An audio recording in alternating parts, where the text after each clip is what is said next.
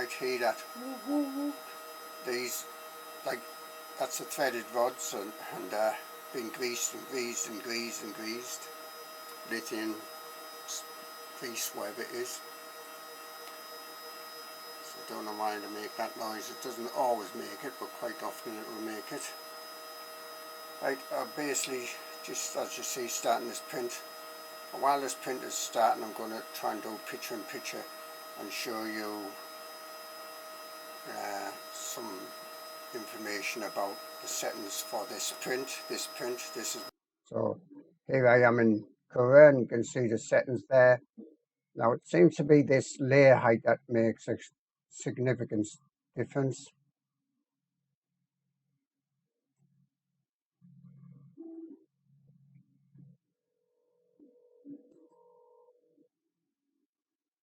No supports, no sort of rafts or anything.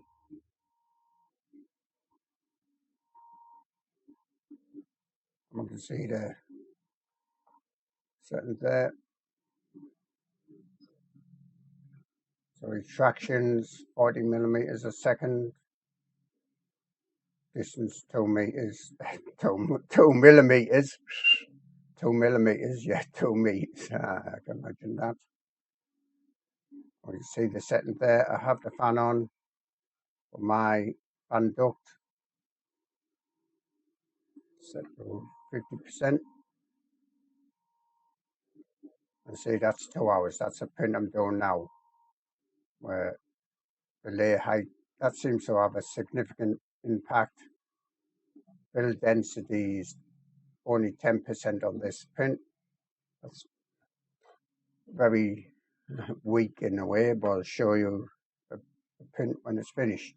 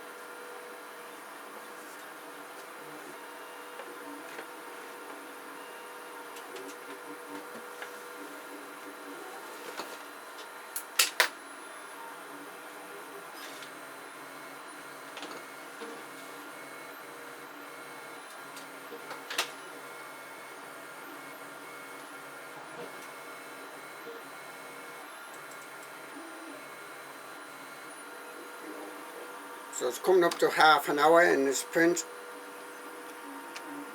So you can see it's going quite quick. Well, relatively quick, I should say.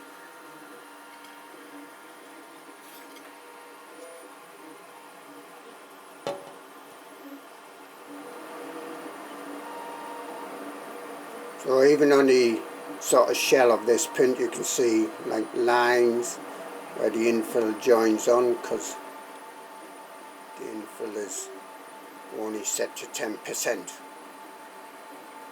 This is just as a prototype, as a trial fit in a way. It's not the final sort of print. The final print will be printed at about 80% to give it plenty of strength. 80% will be near enough solid, near enough. So this is just to see how well it fits and goes together. Doing the 80% normal print I would want to do for this will take a long time, but this will take about 2 hours for this print at 10% infill here.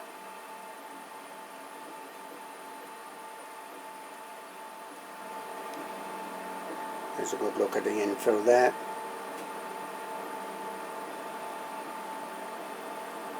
So it's almost hollow inside, just a little bit of, in a way, support structure.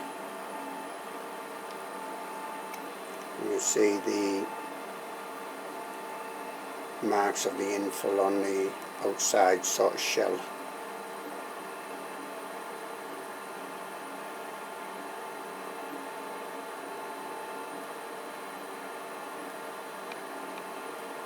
I'm going to pause this video.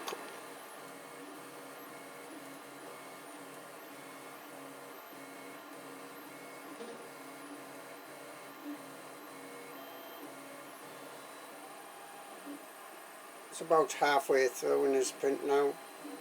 1 hour, just a second, 1 hour 25 minutes.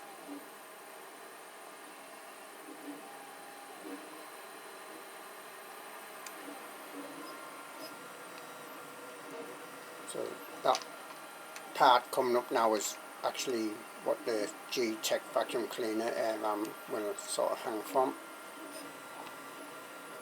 And the other part that's laying on the bed actually connects to the wall. That's why there's a plate there with a hole in for a screw to go, well, a bolt to go in to the wall.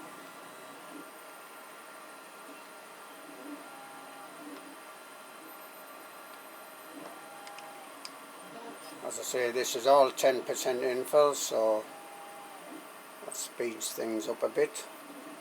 The 0.3 layer height, that speeds things up probably even more.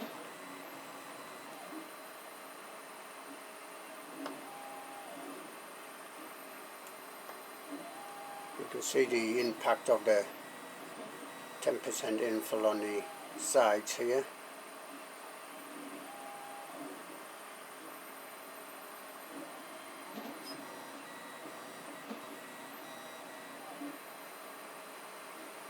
Reflection of one of my LED lights in this glass of the server cabinet. I put my 3D printer in as a 3D printer enclosure.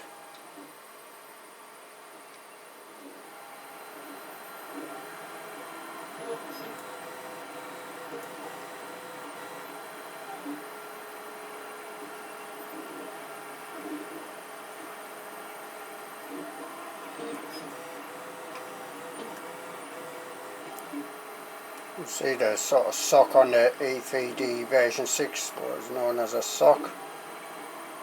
That's that sort of cyan coloured part.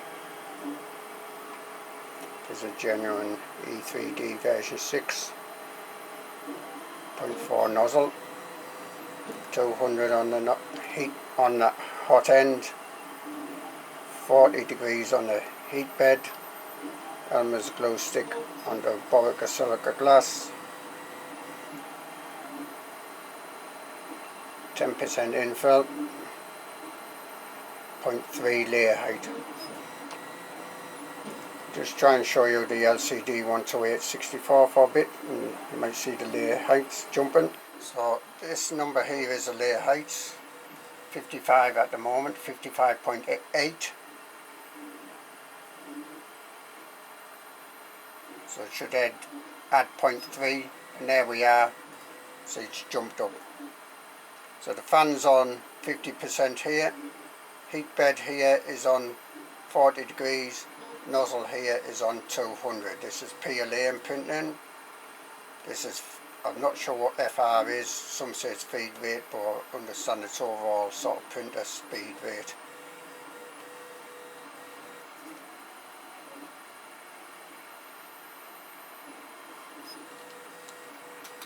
You can see it going up, 0.3 layer heights.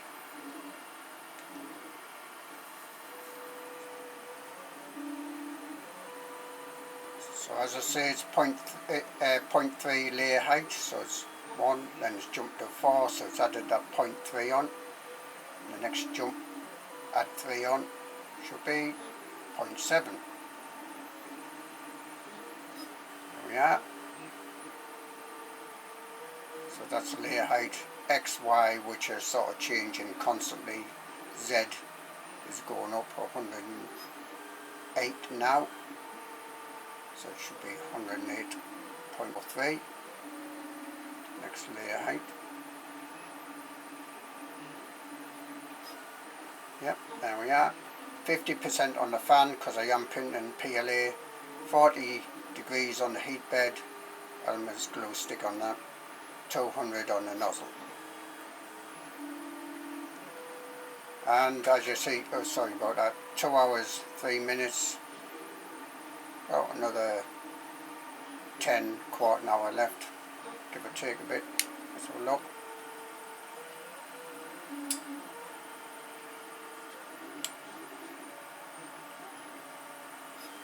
So there we are.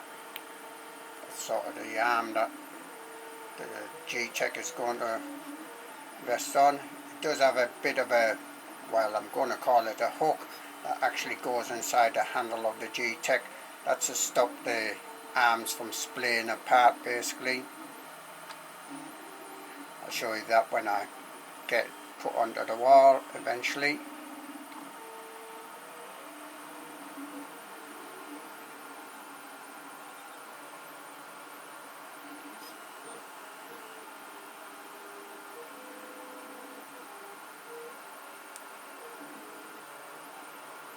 You see the security camera in the background. I used to remotely view the 3D prints if I'm not sort of stood directly watching it, so to speak. Might make out the sock on the E3D version 6, like a cyan colour.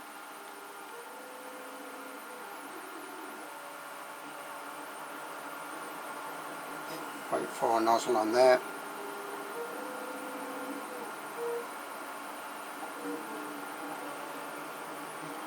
Beal touch, big thumbs up for the Beal touch. That does like the auto tramming.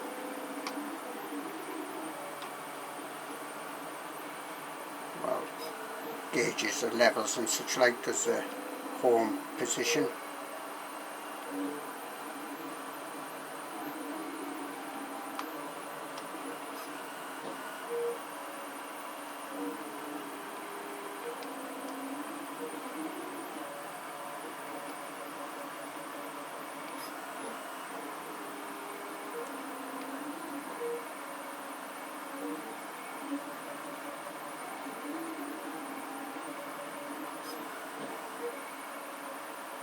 Try and see the auto tramming if I can. Let me try and get this. So you might see that the Z carriage is every so often it's going to move quite a bit. That's going up the next level, but see how it's moving very slightly there. That's adjusting the height of the carriage. This Z carriage that goes up and down, it adjusts that if the bed isn't level. Say if it was high at this end, then it would actually raise the carriage as the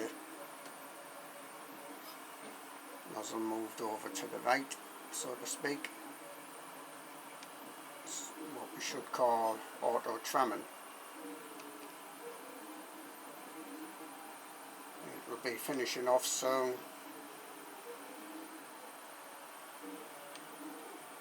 .2 hours 10 minutes coming up to, and that's a 10% infill.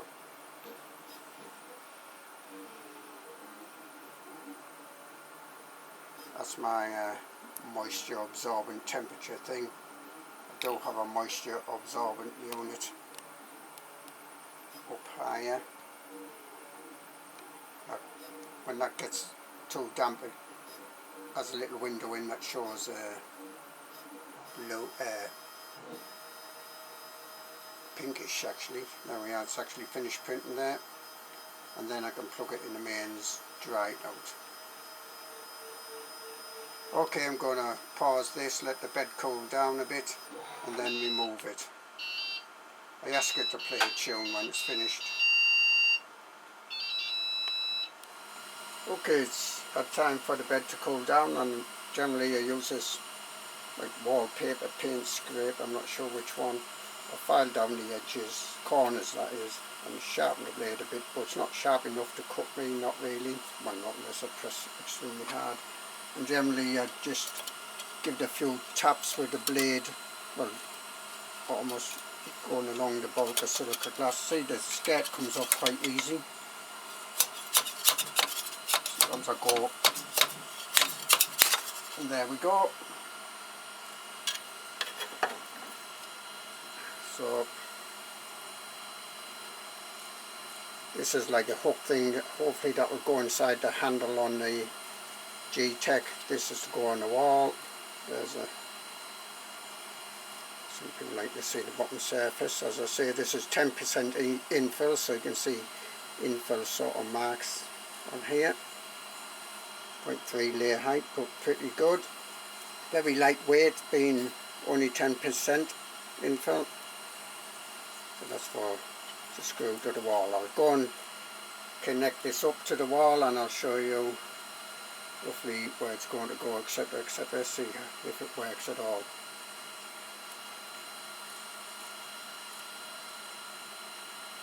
So there's a sort of top edge there, that is at a bit of an angle there. No supports needed for this. It took a bit of well, a careful design to try and make sure there's no supports needed.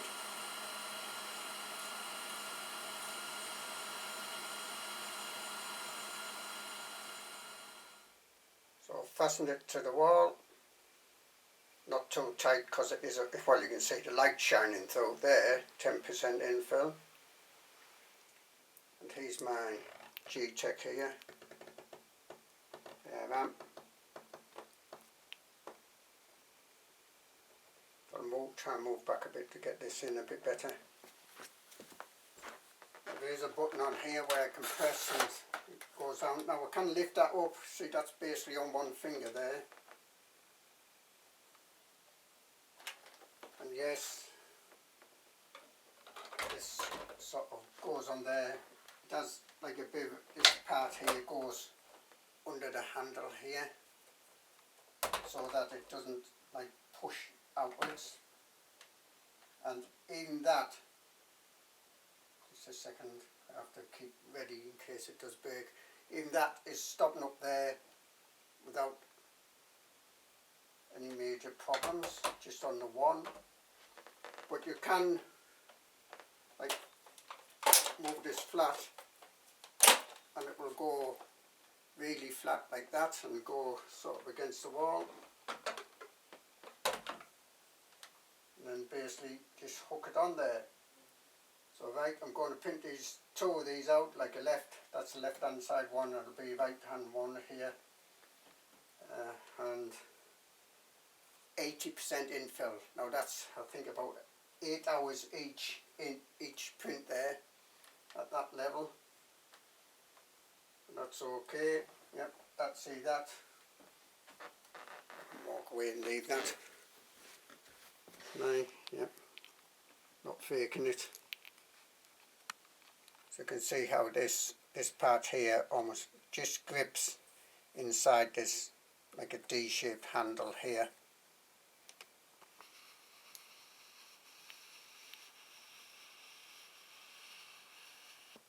Otherwise, if it didn't grip like that, the weight of this would sort of push this outwards and then it would fall through. So that's had to be done.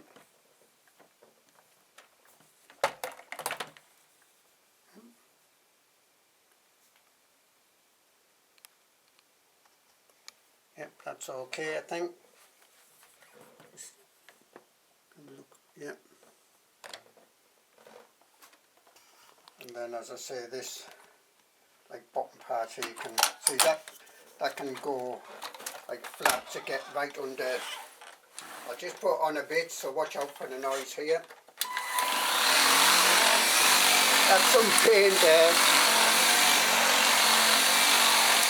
But this can go like flat underneath things. Good, battery powered, easy to empty, etc, etc. What more can I say? It's good how the light shines through there with the 10% infill. Right, I'll be printing out the big ones now. So what I'm using in the wall is some of these cavity wall anchors, 5M37,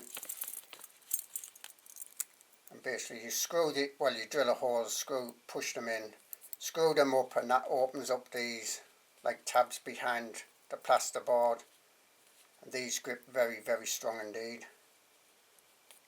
After you've done that, you take the bolt out and then you can use it as normal after you've like set it in a way you've got to set it, so you've got to tighten it up quite a bit when it's in the wall before you put the part on.